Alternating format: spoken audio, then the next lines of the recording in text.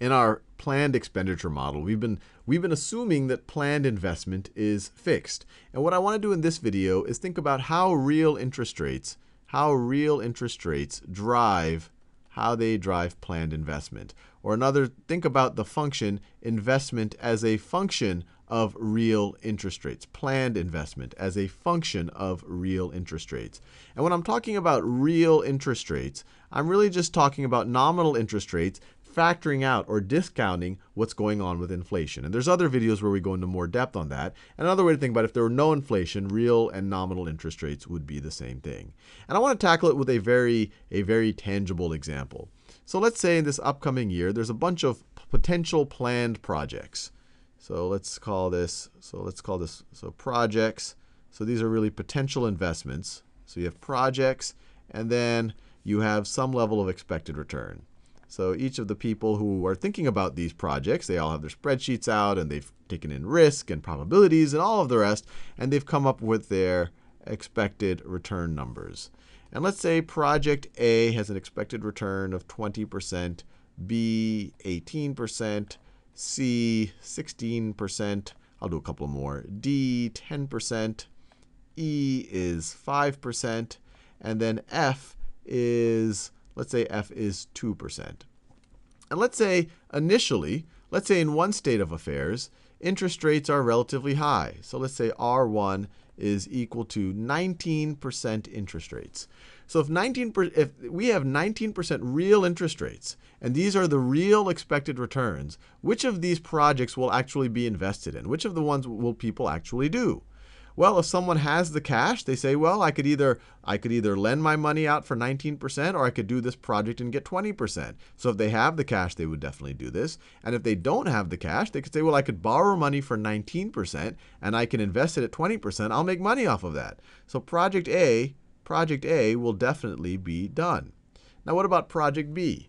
Well, project B, if the person actually has the cash on hand to do project B, they say, well, I could do project B and get an 18% real return, or I could lend that money out and get a 19% real return. So actually, I would not do project B, and obviously, I would not do anything that has an even lower real return. And if I could potentially do project B, but I had to borrow the money, well, if I had to borrow the money at 19% real interest, and I'm only getting 18% on it, that's a money-losing proposition. So I wouldn't do B, and I definitely wouldn't do all of these things that get a lower return. So when I have high interest rates right over here, the only thing I would do is project A. Project A. Now let's think about what would happen if interest rates went down. If real interest rates went down. So let's say real interest rate, let's call that R2. Let's call that R2. Real interest rates go down to, I don't know, let's say they go down to 3%. Well, once again, project A, you are definitely going to do. If you have the money on hand, you get 20% doing project A. You definitely don't want to lend it out at 3%. If you don't have the money on hand, you can borrow at 3% and invest at 20%. And so by the same logic, people would do project B. You could borrow at 3% and make 18%. Or if you have the money, you get 18% versus 3% on your money. So you definitely do this. You do all of these up to, you would even do project E. If you have the money, you would rather put that money and get 5% than lend it out and only get 3%. So you'll even do project E. If you need to borrow it, it still makes sense. Borrow money at 3%, invest it at 5%, you're making some real return.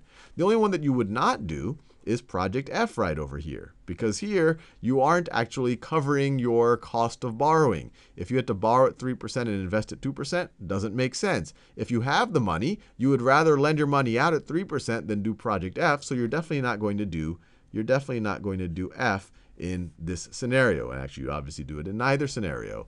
So right over here, you do all of the above. So you would do A, B, C, D, not all of the above except for F. A, B, C, D, and E. So let's just think about the rough level of investment. So if we were to plot on this axis right over here, if we were to plot the relative investment as a function of real interest rates, and over here we actually have the independent variable is our real interest rate. At a high real interest, we had a low level of investment. We only did project A. So that's right over there. That is A only. So this is when we were at R1. And then when we lowered interest rates to R2, we had a much higher level of investment. We did all of these projects right over here. So you had a much higher level of investment. So this is A, B, C, D, and E. And so you see that you have an inverse relationship. The lower the real interest rate, the more investment that's going to go on. The higher the interest rate, the less investment that goes on. And you can debate whether it's a curve or a line, but for sake of simplicity, we'll assume that it looks something like I'll draw a dotted line. It's easier for me to do that. It might look something like that. And now we can use this insight to start thinking about how a change in real interest rate might shift our planned expenditures on our Keynesian cross. And from that, we can start to think about the IS curve, the famous IS curve in the ISLM model.